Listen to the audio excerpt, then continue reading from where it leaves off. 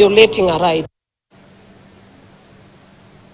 Wafugaji wa ng'ombe wa maziwa wamezingatiwa kuchangamkia ukuzaji wa aina mpya ya nyasi aina ya Jankao ambayo ina mazao zaidi ili kukabiliana na upungufu wa lishe ya mifugo haswa wakati wa kiangazi ambapo mifugo wengi hufa.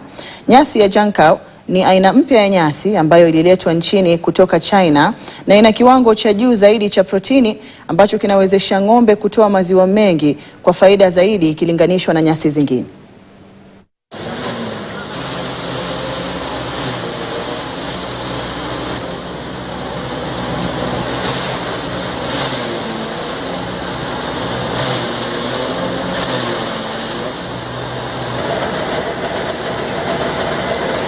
Jankao grass has high crude protein, 18.6%, which is the second highest next to Nusan.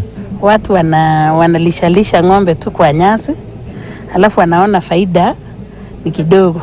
Sasa tumekuja kutafuta hii protein sababu proteins ndio inatoa maziwa.